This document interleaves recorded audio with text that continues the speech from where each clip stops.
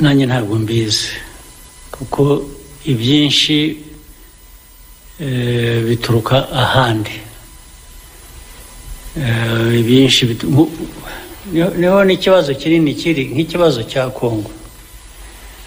Erega abantu bavuga Eastern Congo ukibwira ngo ni ikindi gihugu. No, ni Congo.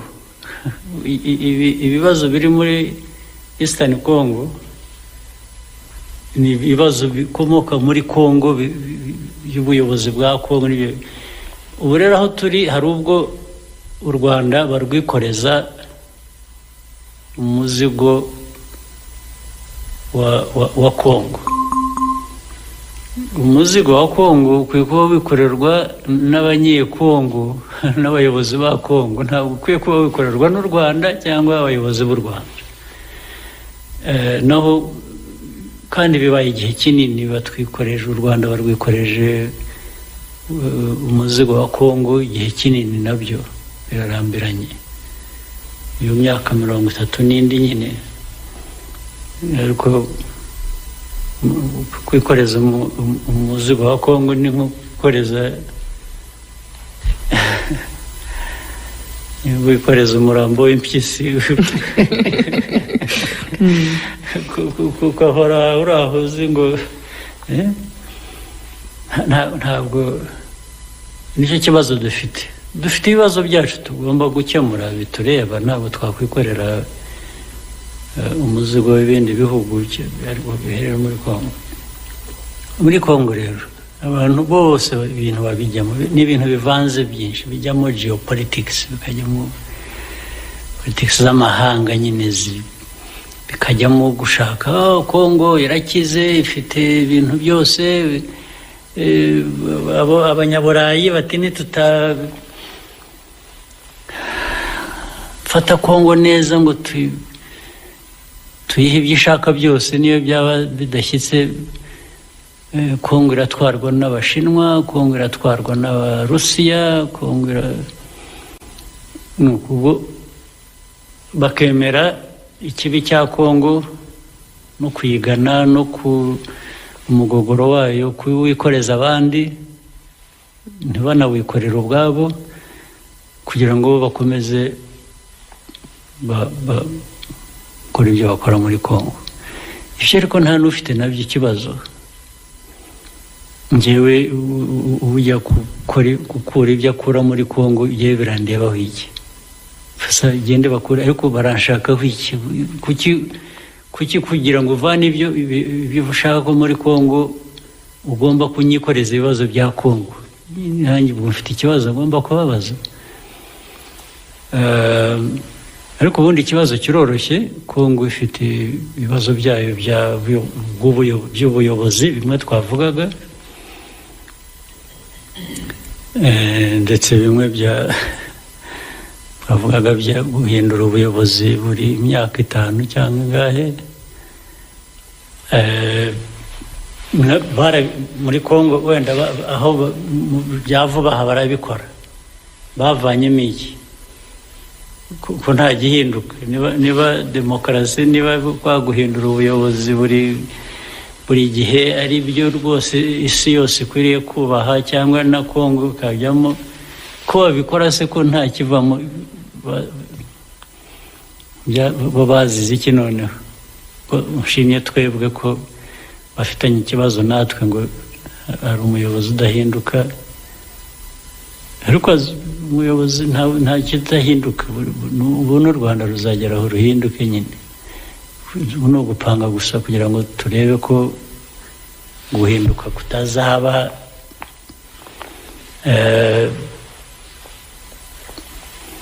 impamvu y'ibitagenda neza mu Rwanda. Naho guhinduka byo rwose nta kibazo.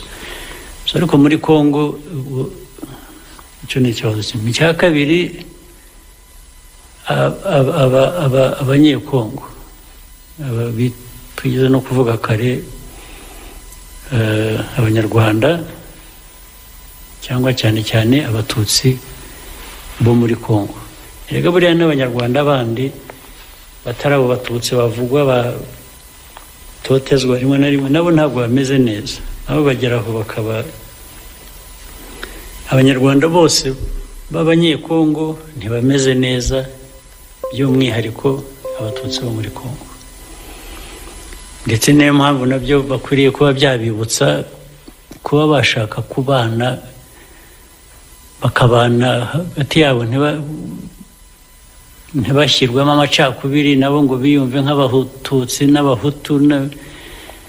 Iyo batangiye kubyibonamo nabo batyo, ababatoteza niho babona icyuho cyo kubamerera nabi, kandi bose bombi, impande zombi. Iki kibazo cy'uburenganzira rero bw'abanyarwanda b'abanyekongo, byo nta nubwo bakwiye kuba babisaba, ni ibintu bagomba guhabwa, no kuba batabihabwa bikavamo izi ntambara tubona. Niko bimeze, ubundi se babona ko bizahererahe? Ntabwo abantu bamwe uzabagira impunzi mu bihugu baturanye na Kongo, hari abari hano, hari abari Uganda, ngira ngo hagomba kuba hari n'abari mu Burundi.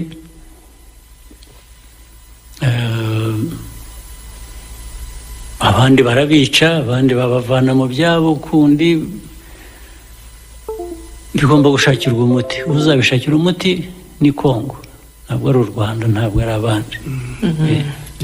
Nta nubwo ari na UN, nta nubwo ari. Ikindi ni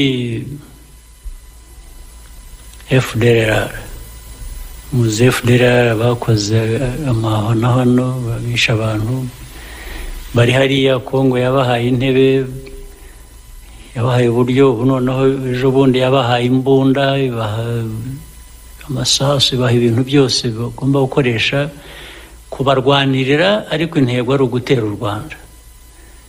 Ibyo nabyo ntabwo ari twe twabikemura, ni Kongo igomba kubikemura. Twe twafasha gusa mu buryo bwo kubikemura, ariko igisigaye cyacu ni ukwirinda ngo ibyo bitazaza bikatumira nabi, bigatera umutekano muke.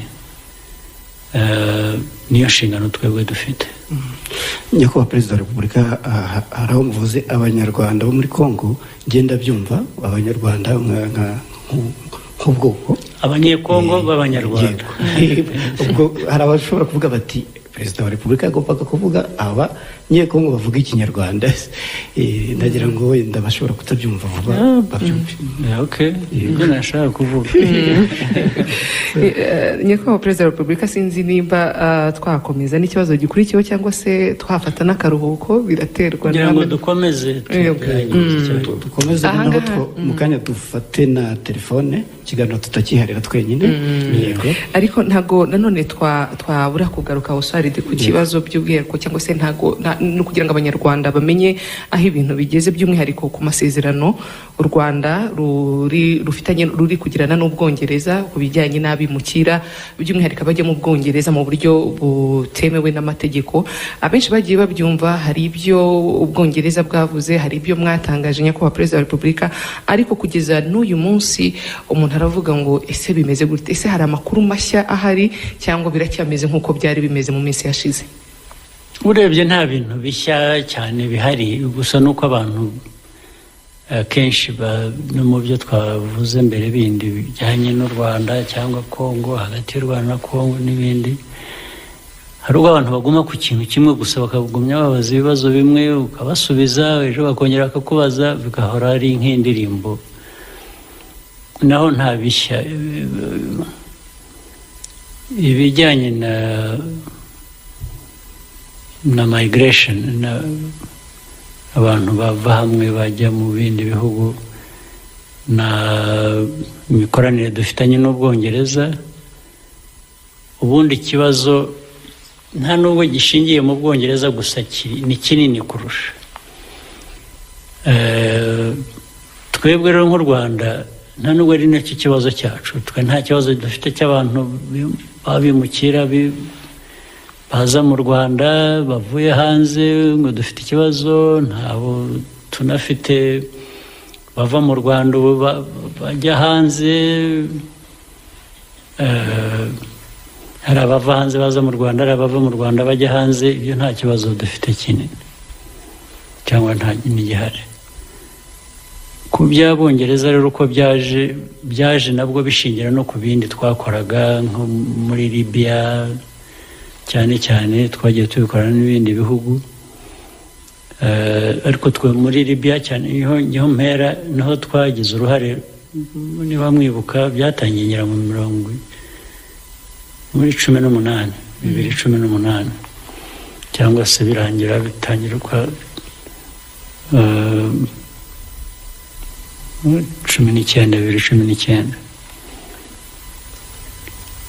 Twe icyo twavuze byari ugufasha abanyafurika bagendaga bambuka Mediterranean bakagwamo bagapfa